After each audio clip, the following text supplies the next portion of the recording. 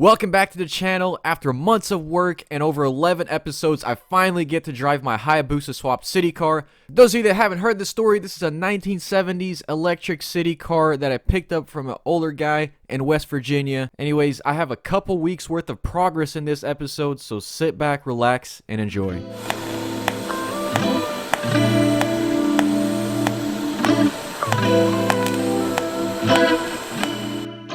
So I called in my buddy Striker to help me finish welding this thing, and he does a lot of top-notch RZR roll cages, and he knows a thing or two about creating that stack of dimes. So yours looks better than mine. Shoot, I don't even know what I'm doing.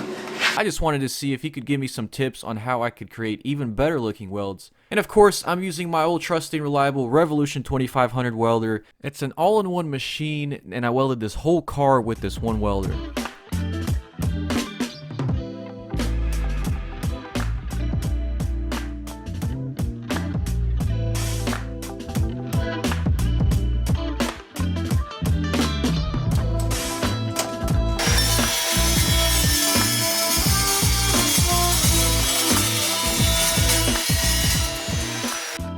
I cut out these stainless steel strut tower braces, and I'm going to weld these into the roll cage. I did already brace the front struts, so now I'm going to brace these rear ones.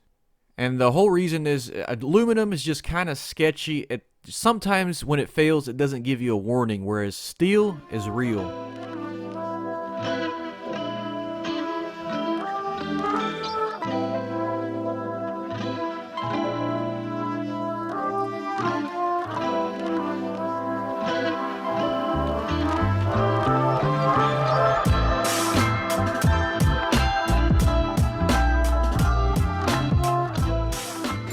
So we got both of the strut braces welded.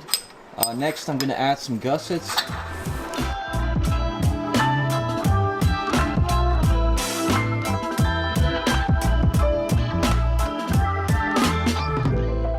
So I made these two gussets right here.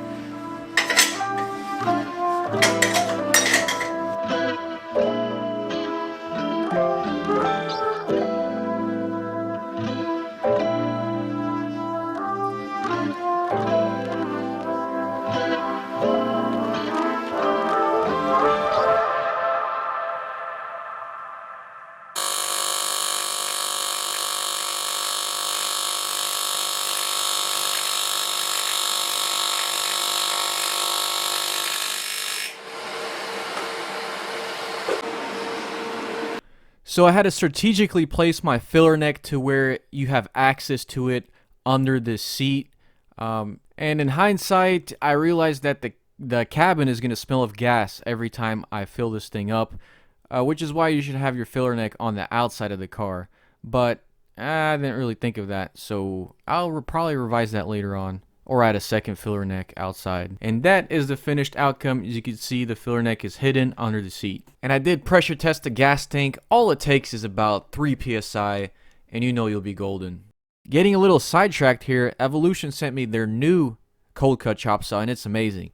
And so I decided I want to build me a little bumper rebar, and so I have some clearance issues with the radiator, so I'm going to add in some crumple zones, and I'm going to pretend I know exactly what I'm doing, but I really don't.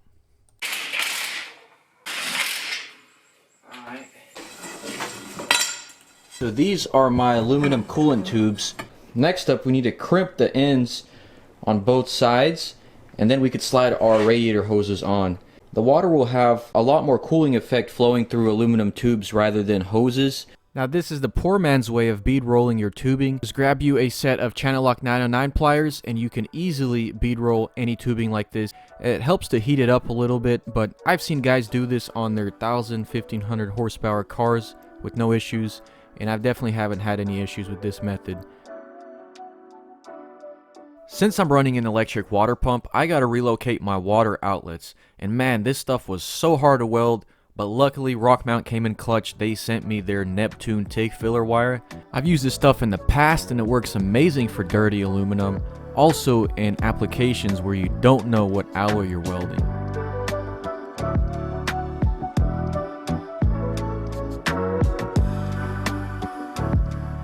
What I'm gonna move on to now, try to finish our shifter. This is gonna be how I'm gonna route the shifting cable around the headers. That's the only way I could do it. We're gonna have to cut up part of this tunnel right here. So I pressed out this tube for that end of the cable, and it's gonna slide over like that and then get secured on.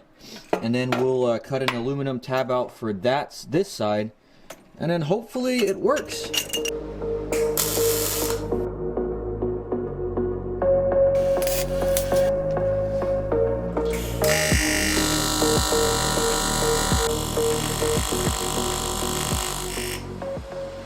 So guys, we have a very special piece for the shifter. This is off the GSX-R 600 buggy that my subscriber gave to me, and I actually donated that chassis to one of my other subscribers. Now if you take a look at this cable, it's not very straight. It has to snake around the engine, so I still don't know if this is gonna work. I'm gonna cut out some tabs for the shifter, plop it down right there and weld it.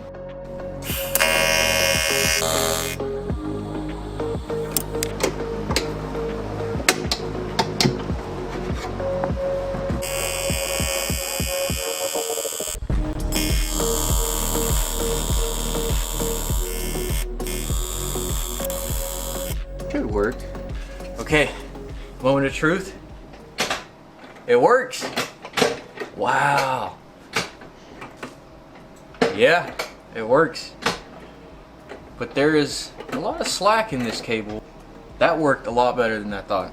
So guys, it turns out a Miata master cylinder will bolt directly into a Citicar. I just have to drill the holes a little bit bigger, and then I'm also hoping that I can use motorcycle brake lines with these banjo bolts, because originally this thing takes flare nuts, and so I hate building hard lines for brakes. They're so annoying. So hopefully these motorcycle lines will save me a bunch of time. Okay.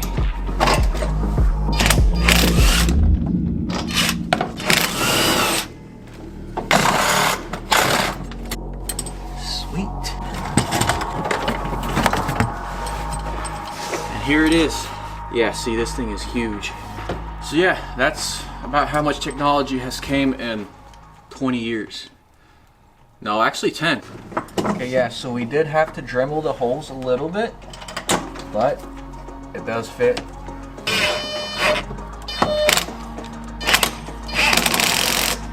Spot on.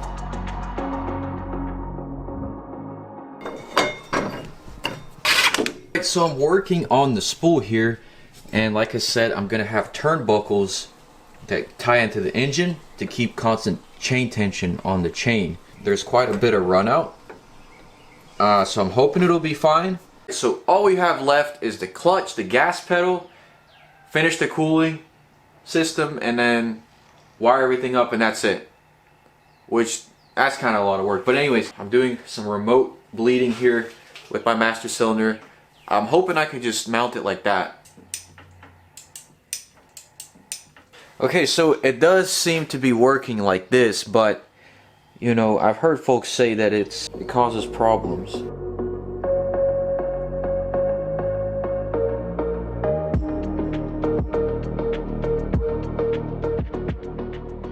Pretty lucky to have a whole bunch of Hayabusa parts. We got to take this flywheel off and put it on this engine, because these 2000 engines are 16-bit, 1999 to 2001 are 16-bit. The newer ones are 32-bit. I'll show you the difference. I got to take this off and put it on there.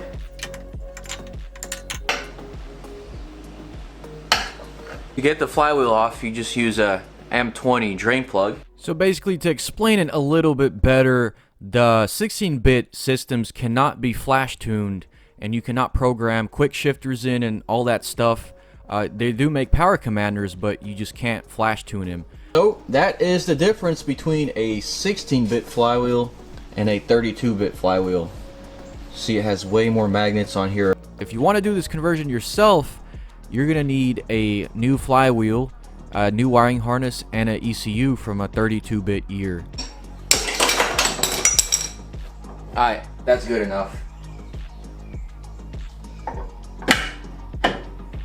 Right, and then the last thing on the list is to swap ECUs. Let's go.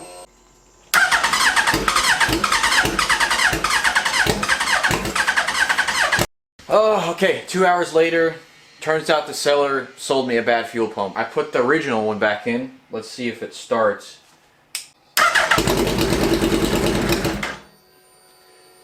It's better.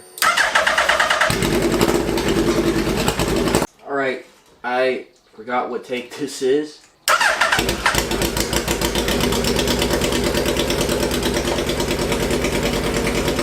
So check this out, I got a billet fuel rail. I really didn't need this, I just wanted to have the port relocated. So you could see our gas tank is all the way over there. The fuel line is like 3 feet long.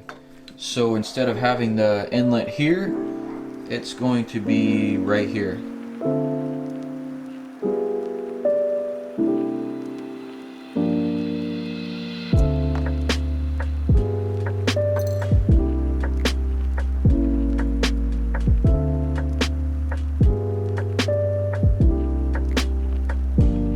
Alright, and I just want to make sure that the pressure up here is 43 psi at the bare minimum.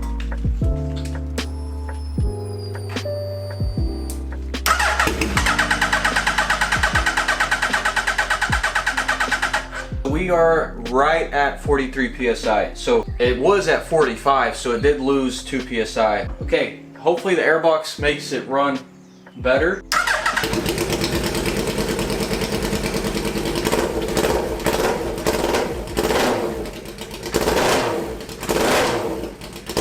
Alright guys, I've had some challenges trying to figure out how to do this outlet, so here's what I've came up with. I just cut out a new flange with a 5/8 hole. That's going to act as our restrictor to you know, pull more heat out of the engine. Believe it or not, that restriction is needed.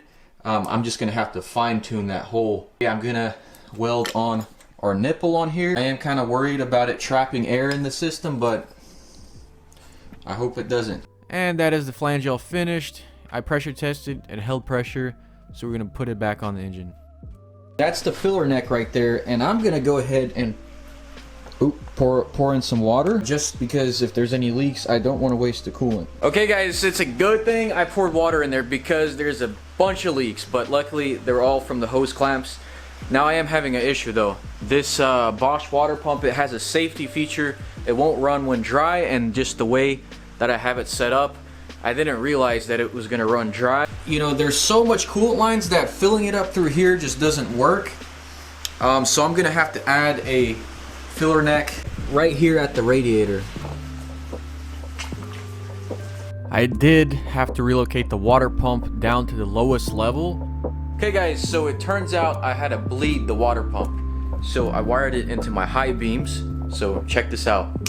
Dang. That's a working cooling system. This thing is fast, dude. It's flowing like, I think it flows like 5 gallons a minute, or maybe even more than that.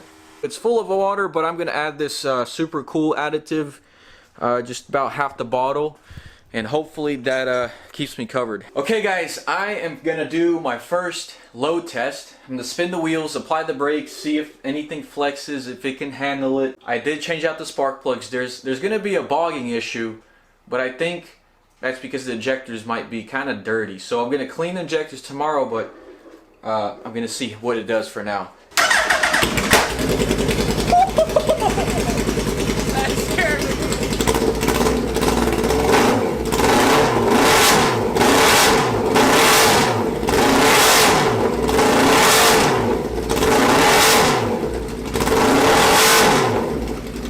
It actually works. So all this was empty before I started the video, except for a couple of these things. And yeah, we're almost there. So I'm gonna go ahead and erase that, and we got a new set of things that we got to worry about. Okay, so I got the harness extended. That's all the wire, basically recycled from the Citicar. The next step was to clean my injectors up. So my buddy has this nice injector cleaner. We cleaned 8 injectors. We found one bad one, and then we flow tested them and found these 4 perfect ones, and then I threw them all in the bag and I forgot which one were which. So yeah. Why are the jets aren't, you know, symmetrical or... Oh, it's actually off. Just one. So, you want to take a picture of that? That's wild. That's like really bad. Dang. Let's run it again. Wait, that might be the one I dropped on the floor. Actually, it could very well be. Should have marked it. Dang. Dog, you can see it. Yeah. Yeah, that one I'm just gonna throw away. Yeah. Go ahead and drop kick that one. All right, guys. So this is nerve-wracking right here.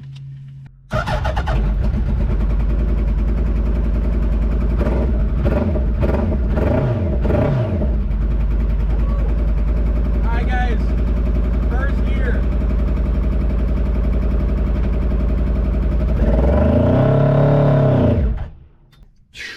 This is nerve-wracking, dude. Again, man. We're going.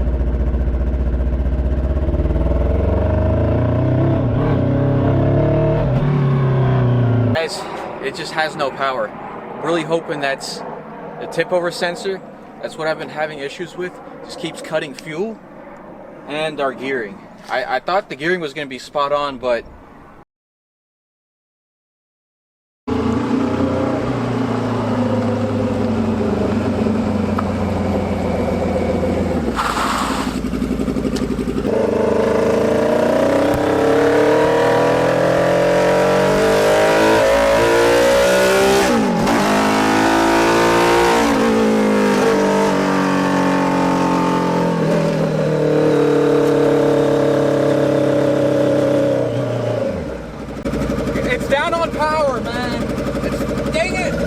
yeah, guys, this thing just has no power for some reason. I mean, I did everything. I cleaned the injectors, I changed the spark plugs, I put a brand new fuel pump in. The only thing that could be wrong is the cam timing is messed up. See, all that heat is radiating into the cabin. So we gotta do something about that. The bushing is bad and it's rubbing the rim. Alright guys, I reviewed the footage and I realized there's two cylinders that aren't even running. And then it dawned on me that I had swapped the coils backwards. So there were two cylinders that weren't even running.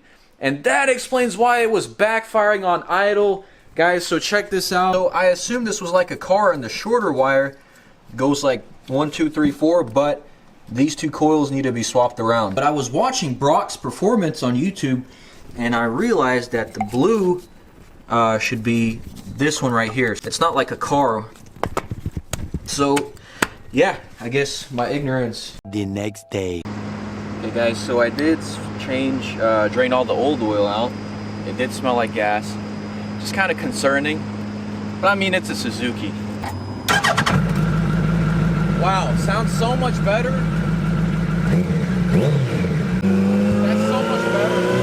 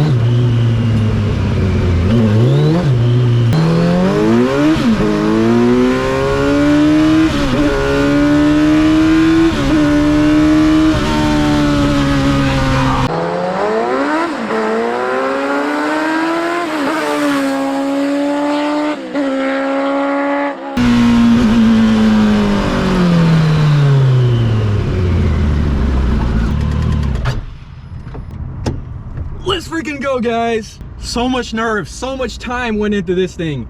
And to finally see it ripping is just amazing.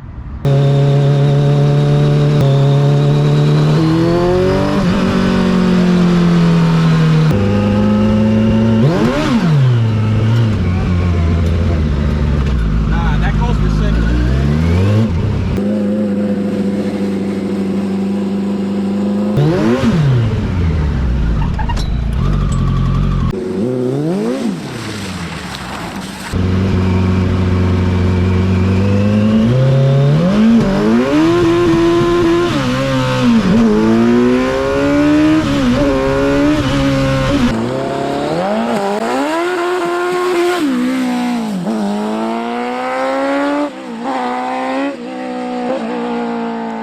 Okay guys, so the temps are staying very good, not overheating, which is good, and it's just running straight water with just a little bit of the additive. Guys, I am very surprised that this drivetrain is holding up, although I'm gonna redo all of it because I don't really like how it looks.